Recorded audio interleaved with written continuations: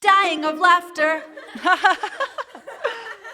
It's not funny. My mom has stage 4 cancer in her bones and in her breast. My dad's disease was 15 years, he died of ALS. I made a podcast about death, seemed like the thing to do. And if you're sad by all of this, well, you're gonna die too. Okay, I thought I was done this year, but I felt inspired to curate some of the best episodes of 2020. Real talk, I saw some other podcasts do that, and I thought it was a really cool idea. So going off of that, here are a few of the most downloaded episodes of 2020. Starting off, we'll be hearing from Ben Whitehair. He opens up about losing his mom to breast cancer / mental illness. Ben is from Colorado. He plays FBI Agent Banks opposite Matthew McConaughey in the film Gold.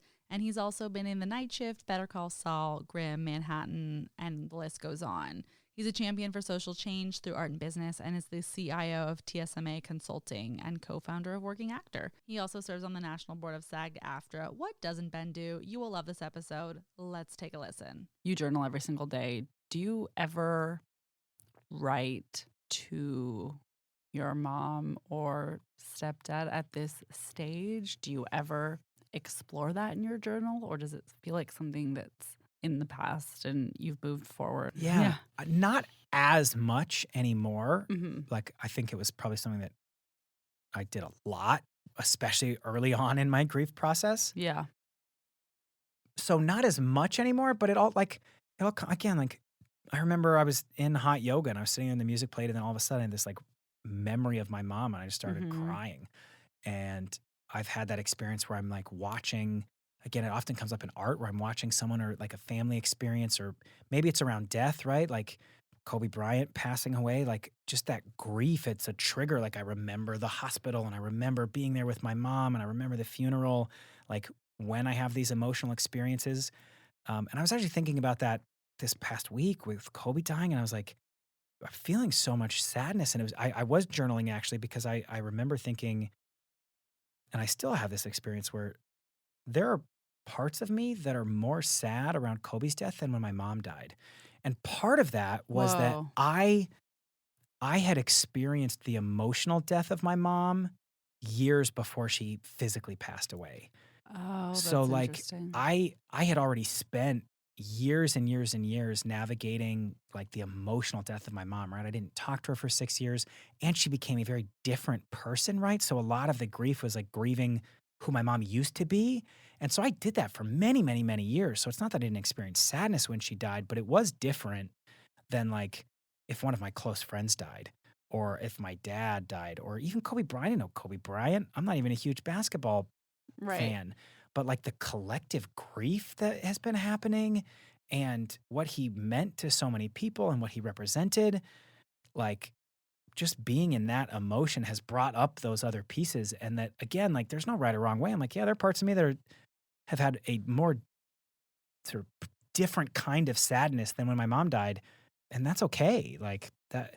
And part of it is probably that's part of my grief that's in my body from my mom that's coming out when this is happening. And that's okay. Absolutely. That was actually an episode last week I had read.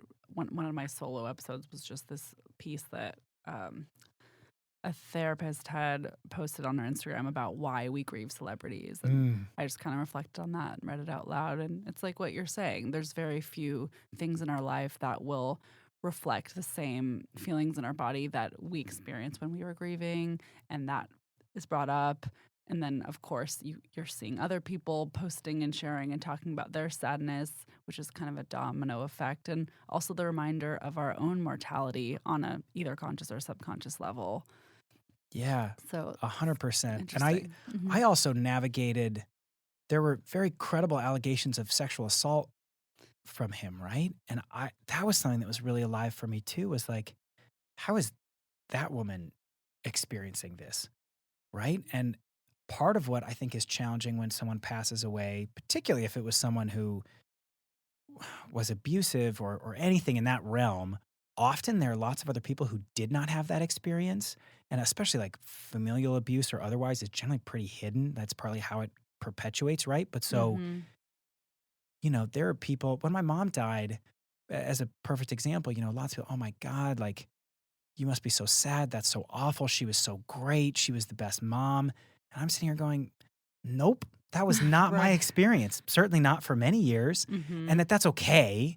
And that in a healthy way, I've been able to go, you know what? Other people are allowed their own experience, including my little sister, Felina, who had a very different experience of my mom growing up than we did. And like, that's okay. And she's allowed to have her experience. I'm allowed to have mine. And I don't need everybody. But there's a part of me, like my ego wants people to like hate my mom for certain things because I'm like, she did this thing and it was awful and you all should be upset too. So like Mm-hmm. that part of my ego flares up and there's that part of me sometimes. And what I remind myself is like, I get to navigate my own relationship around this. I get to set boundaries. And for me, one of my boundaries was like, I'm not going to lie. Right. One of the painful things about my mom in her later years was there was so much pretending, like everything's okay. Let's pretend that nothing is wrong. I'm like, there's all kind of shit that's wrong. How are we not talking about this? Like, this is not okay. Mm-hmm. And so for me, it was really important that I was able to be honest. And that didn't mean that I had to electively overshare with someone and that I didn't have to rob them of their experience. If they said, oh, your mom, she was so great, I miss her. I didn't need to interject and go, yeah, well, she was this horrible person and she did these awful things. But I was also able to remind myself, like, that doesn't invalidate my experience. Both can be true. And also that I'm allowed to be honest about my experience and also to share it from the standpoint of like, it's just my experience. That person who had a great experience with my mom, that was their experience. And that is true also. Mm-hmm. But I can also share, yeah, you know what? Like my experience was actually pretty different. And it's been pretty challenging to navigate that, right? I can choose how much or little I want to share in any given moment. But for me, it was really important that I don't feel like I'm ever lying about what my experience was. And part of what's helped me do that is to put just even in the language like that this was my experience. My experience of her was this. My experience of her was this. Someone else's might be different. That's okay. Those can both be true, but being true to what I went through and being willing to share that. You're so mature. Sorry, this is such a random thing to say.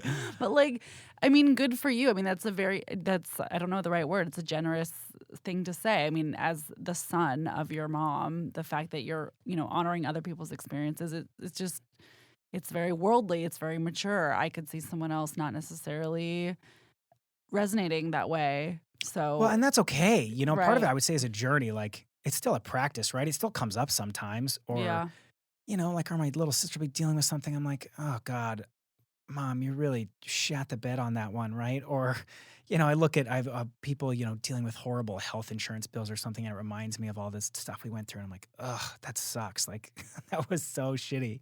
Mm-hmm. And so I have those moments. It's not that I don't. And I just think the more that I have practiced my navigating my own experience, and again, that verb of like forgiveness for my own life, not for my mom's dead.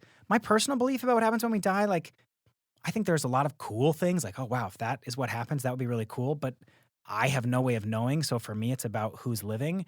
And like we honored my mom's wishes through her funeral.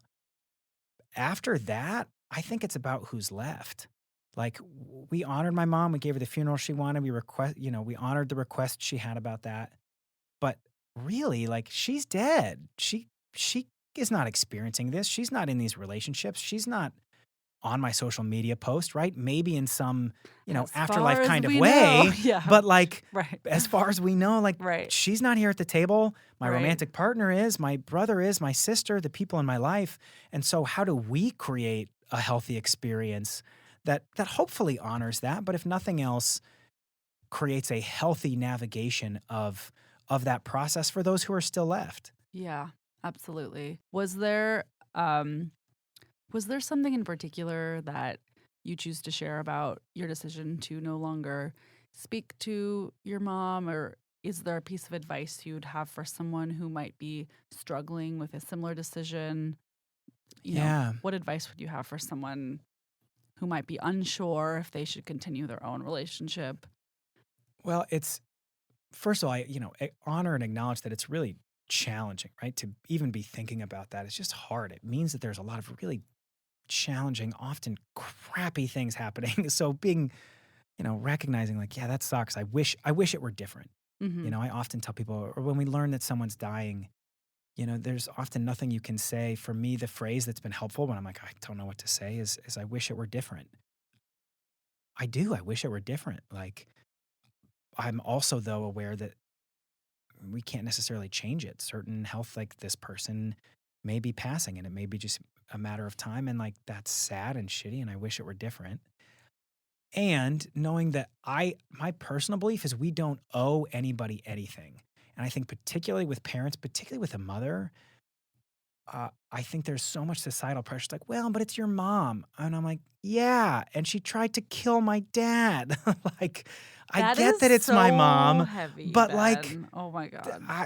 there's a lot of societal, well, but it's your mom, oh, but it's your parent, well, it's your brother. And you might be like, yeah, and he raped me, and this horrible thing happened. So listening to your own voice about what is a boundary for you at that moment and knowing that it can change.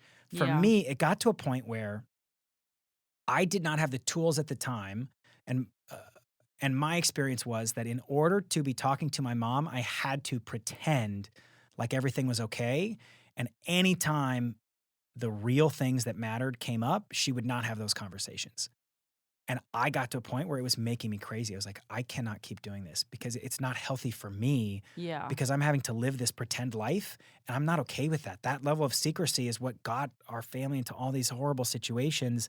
And I'm no longer willing to do that. And what that meant was I couldn't talk to my mom.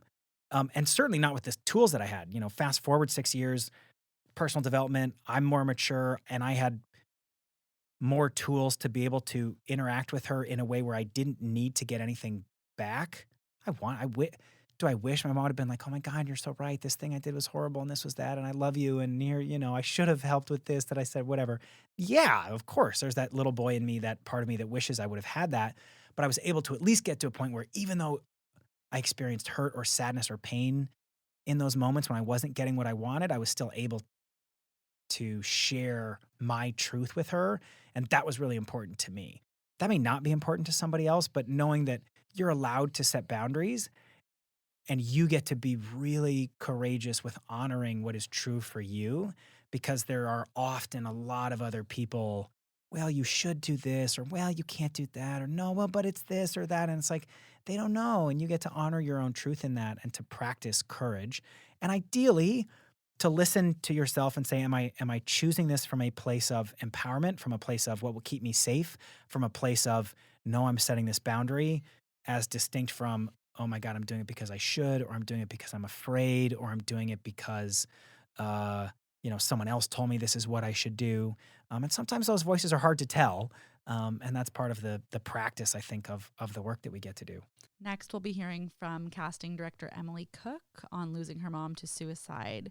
She's a native Angelino who has worked in casting on feature films, scripted TV, and commercials for the last 10 years, and casting credits include Supergirl on the CW, Star Trek Discovery on CBS All Access, and The Chilling Adventures of Sabrina on Netflix. We were able to connect virtually this year, and I'm so grateful to have heard from Emily and what it's like to lose your mom. Also at the age of 11, it's quite young, and it's very important to highlight the grief at different stages, since we all are going to have different experiences depending on how old we are. You have and will love this if you haven't heard it so far, and be sure to check out the full episode if you want to hear more. That's powerful, and that's a good reminder. Did you find that sitting with your grief at the time was helpful? And since you were quite young, I'm curious what your experience of sitting with grief has been like for you over the years. As a child, I really didn't get the opportunity to sit with my grief. Mm-hmm. Around my mother's passing, we had a bunch of family come in. Arrangements were made.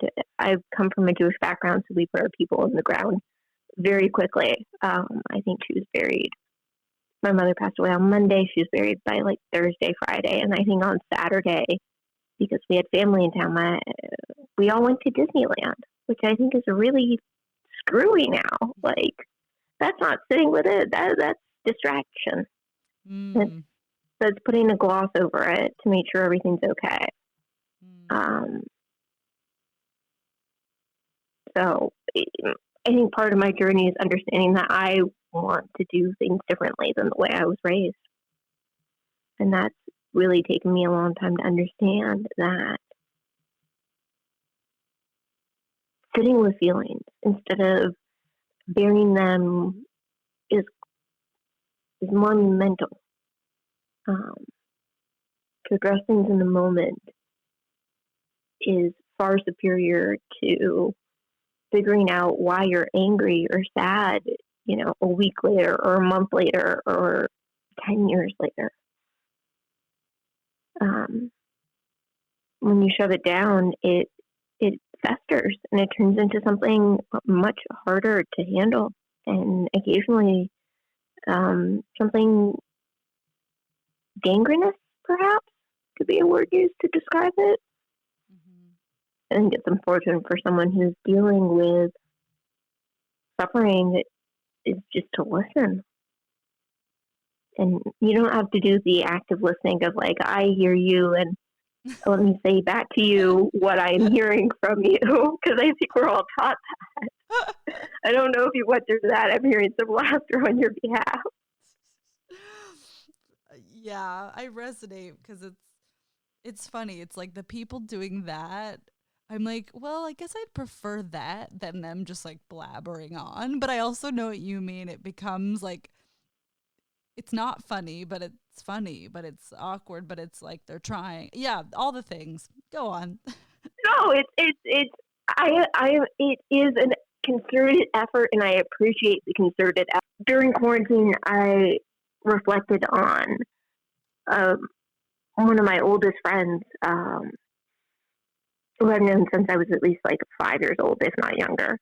And she attended my mother's funeral, and I wrote her this note, and we've talked about it since.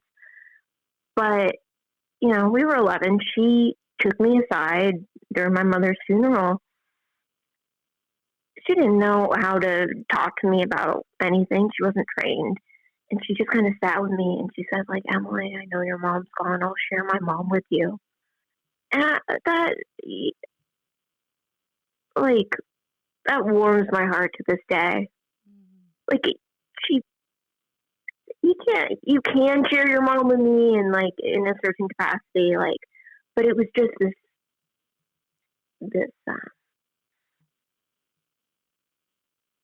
it really felt like she was reaching out to me. I mean, we were both 11, didn't know what to do, but that felt like true care. That's really wise of her and kind. And I really like that memory that you shared about that. Like, it is heartwarming, and it's interesting. At the time, you never know what the things are that someone will say that you'll remember the rest of your life. So I think that's cool to reflect back and be like, hey, that was one of them.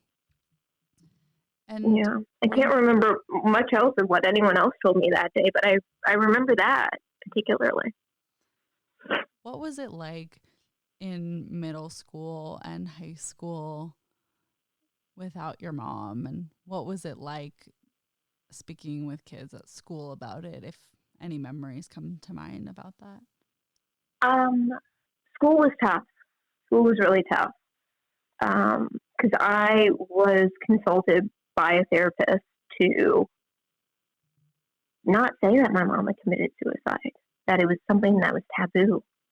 And so I was guided into saying, if someone ever asked about my mom, I was told by my therapist to say that my mother had been sick for a very long time, that would defend me against probing questions, and that it was enough to give people kind of this, like, you know what, don't dig there vibe. And it shut them down, and it made it so that I didn't have conversations with people about what had happened. And I think that was not helpful. It was maybe the predominant logic at the time, but I think by today's standards, it would be more beneficial to be truthful about it. I'm still on guard when I tell people about it. And it still feels like a very personal thing that I don't just outright tell people from the get-go. Doing a podcast about it is a little bit of a different matter. True. Yeah. But it always felt like this big secret that I would let people in on when they got to know me well. Besides that, I didn't talk about my mom. It's like, if you know my mom committed suicide, that means you're in my inner circle. And I don't think it has to be that way at all. There's no reason to keep it so secret. Not that I'm like parading around the streets by any means saying this happened to me, but I think there's other ways to develop intimacy besides saying like this is the absolute worst thing that happened to me in my life.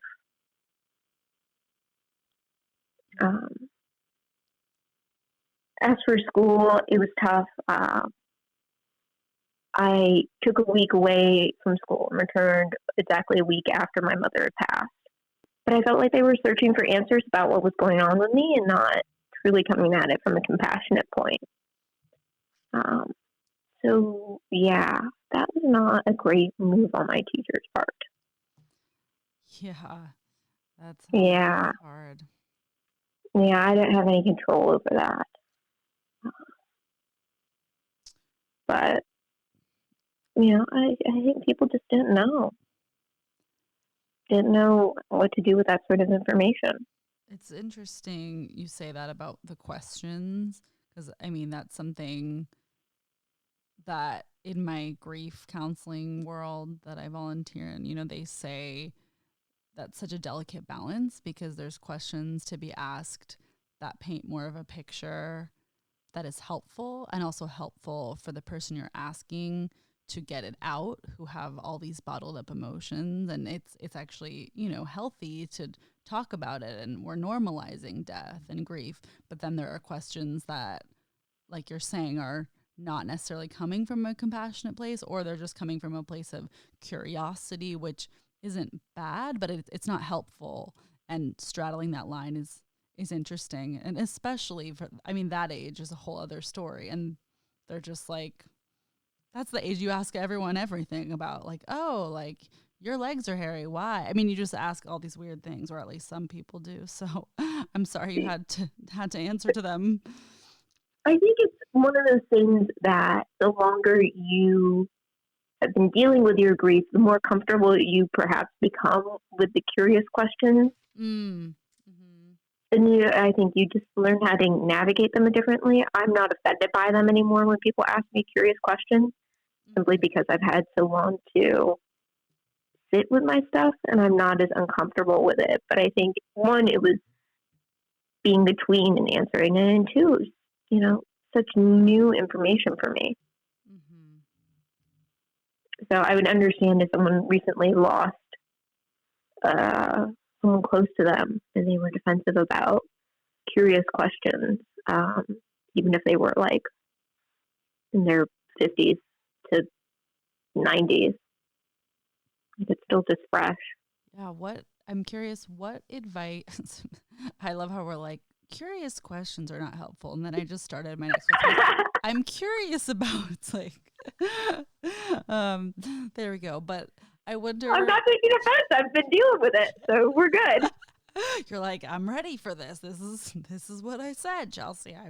I'm ready. And I wonder what advice you would have for someone who has recently lost a parent to suicide. Like, if anyone is listening, what's something that you would say to them? Oh, I would tell someone who lost someone to suicide recently that whatever they're feeling, it's legitimate. Just legitimate. Like, no need to argue with them saying you can't feel this way or you shouldn't feel this way or be fortunate for the time that you had with them. No. Like, whatever you're going through, if you want to talk about the 5 stages of grief or you want to talk about anything else, if you're weirdly feeling good on a certain day, like, that's fine. All of it is so fine. You don't have to figure out why you're feeling away, and it's okay to just let these things happen. I love that.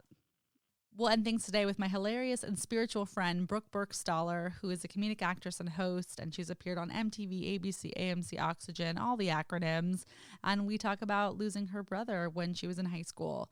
Fun fact, she's also one of my first friends who was so open about loss. And we had and have very powerful, spiritual, funny, weird conversations about deep shit. And you'll get a taste of that now. As the world continues to wake up, it's got to be acknowledged that this is part of our life cycle. And there's so many beautiful cultures that revere death in a really way more interesting way than just like, oh God, it's scary and sticky, put it in a box in the ground. Like, let's not talk about it except on the day that the person died. If even then. If even then. Yeah. But I visited Japan with my mom. And there's temples everywhere. Like, people would just like walk to work and then just like scoop into a temple on the way. And in a lot of the temples, there's these really cute stone statues carved to look like small children with red bibs. And that's for children who've died. Wow. Yeah. And that's just like super normalized. It's just around. It's like part of the conversation and not part of the conversation by just being there. And my mom was, of course, obsessed with these statues and was like, take a picture of me with them. And I'm like, this is kind of creepy, but okay. It's like your mom's dream photo shoot gone wrong / gone totally right.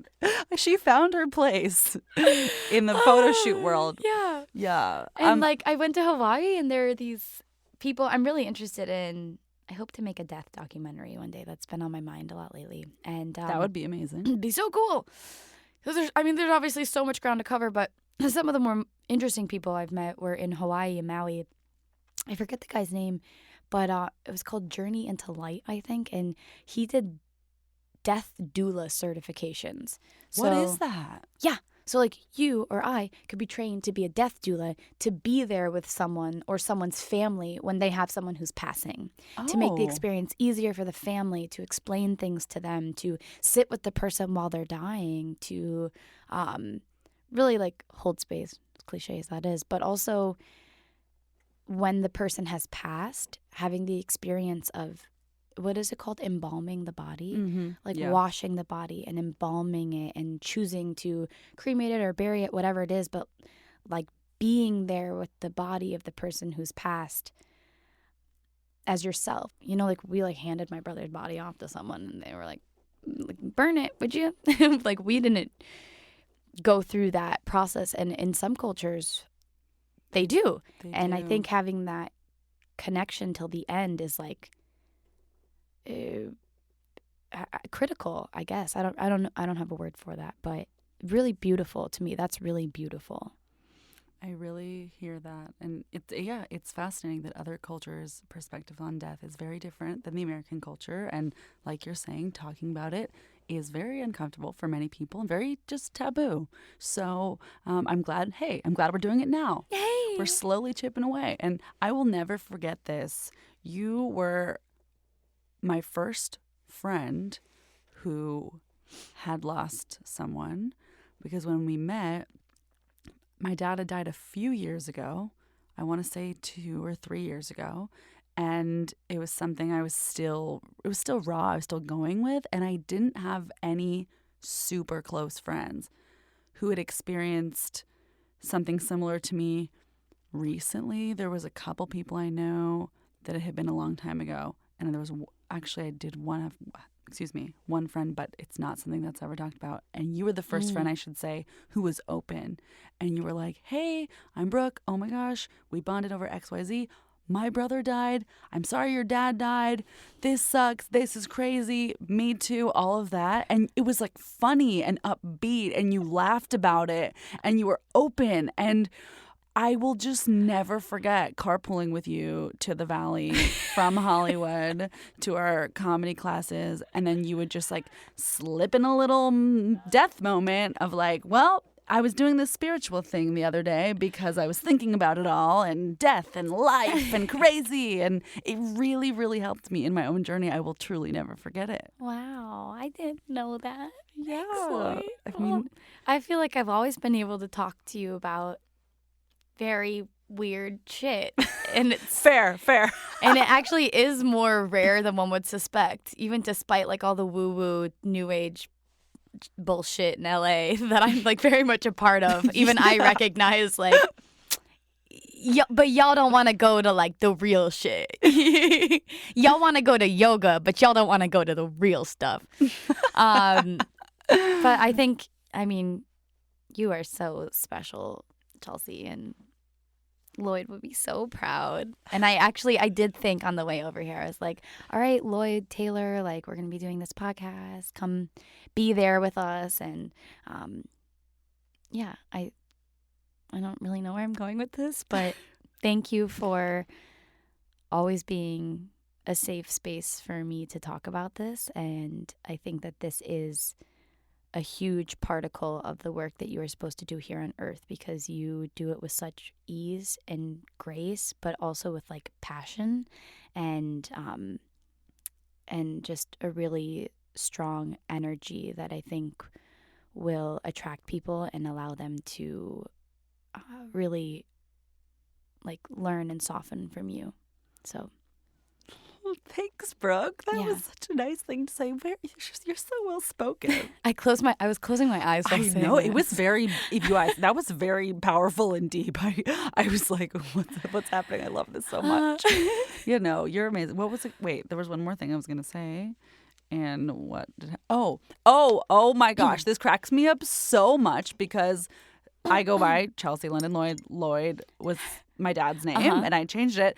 And I remember you, for a long time, / still do, used to call me and still call me Lloyd. And I remember I felt really awkward because one day I was like, maybe I should just tell her. This was a long time ago. I was like, maybe I should just tell her, like, oh, that's my dad's name. I don't want to make her uncomfortable. I was like, just so you know, my dad's name was actually Lloyd. And you're like, oh, great. I love that, Lloyd. Still calling me Lloyd. You're like, yes, Lloyd. I love it. You and your daddy, Lloyd. Realness. Chelsea, Lloyd. Hey, Lloyd. And you still call me Lloyd. And it was just, I was like, okay, great. I thought it might be awkward. It wasn't awkward at all. Sorry if I was insensitive. You're like, No. how do I get her to stop? No. And I'm like, I'm going to go harder. No. I love it so much. I always look forward to you calling me Lloyd.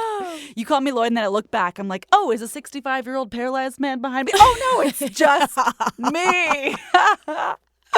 It's Chelsea just London me. Lloyd is such a good name, though. I mean, and to have that vibration of the name of your dad attached to you, I feel like it's just like you've enforced the angelic presence. You're like, Dad, actually, I'm gonna need you with me through all of it. So. But I did do something. Thanks, babe. I have a new theory, like that goes along with saying your dad's name and saying Taylor's name. Okay. That when someone tells me they've had someone who's passed in their life, I ask them what's that person's name. Like, my grandpa just passed away. Someone told me their grandpa passed away. Someone just told me their mom passed away. And I was like, what was her name? Mm-hmm. And that always makes people like pause, and then they get to say the person's name, and I say the name, and I don't think about it for too long, but I like introduce my brother to the person who's passed. And I'm like, Taylor, like if you need a friend, like if you can help, I'm sure they have their own guides and their own ancestors and their own like spirits that are going to help them through this. But like maybe you guys can meet up there. And like I try to do my part in the energetic realm and also just like really acknowledge the vibration of the name of someone who's passed. Can we do it right now? Yeah. Oh my God. Wait, I just got really excited. Okay, what do we do? How does it work? Oh, no, that's it. Okay. No, that's all it is. What's your dad's first and last name? Lloyd Simrat. Lloyd Simrat. Mm-hmm. Okay, Lloyd Simrat, Taylor Burgstaller. Aloha, you guys. Hello. Lloyd Simrat, meet Taylor Burgstaller. Taylor Burgstaller, meet Lloyd. You guys might be busy right now, like hopping dimensions and like, solving shit behind the scenes. Really no idea what your experience is like. But if you should at some moment in space and time as you know it, be able to meet up, link up, create, an energetic bond. May our soul families grow in towards one another. And yeah, may you be both of our angels. Thank you. That was really cool. What if my dad and your brother know each other? We're getting real woo-woo now. It's okay. Maybe they do. Now I always say I'm not woo-woo, but I'm a little bit, so I'm woo. So we can have a woo moment. That's so cute. That's really good. Maybe did Taylor, well, this is so cliche. I shouldn't ask if he played sports just because he's a guy. But, oh, no, totally played sports. What were his sports of was choice? into music. Like Okay. maybe they'll jam. Maybe they'll play some basketball. He played basketball. Okay, my dad played college basketball. Wow. So, wow. Boys, grab a ball. Get in the court. They're like, we're fucking busy. Sometimes I think that too. Like, I think I have a weirder or like more deep spiritual experience when I'm by myself. That's really, like, it is very personal for me. But sharing it is still really cool. But sometimes I talk to Taylor or I talk to my guides and I have like a long list of dead people in my life, like some people that I don't even know that well. So like I just invite them into my list of prayers. And sometimes I worry, like a kid from my high school just passed away. And I included him in my like Taylor, Grandma, Peter, Wade, Ashley, Brandon, Dino, Devon, Mr. Comino Sr., Jill, Rose, all my ancestors, spirit guides, higher self, inner self. Will you please be with me today? Will you guide me through my life experience? Will you show me the way? And then I like added in this kid, Dylan Jones, to the end. And hi, Dylan. And I was like, I don't know. Like, I didn't know him that well in high school. And like, maybe like, can I include him in my prayer? Like, what if I'm annoying his spirit somewhere? Like they get a little ding whenever someone says their name on earth and he's like, fucking, like, I didn't even know this Brooke chick, why does she keep praying to me?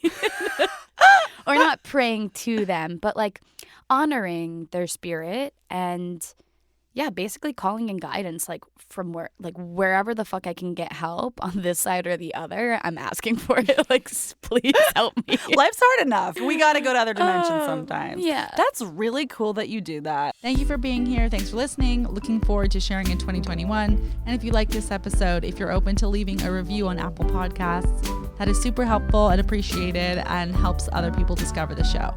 Have a good rest of your year, and I'll talk to you soon.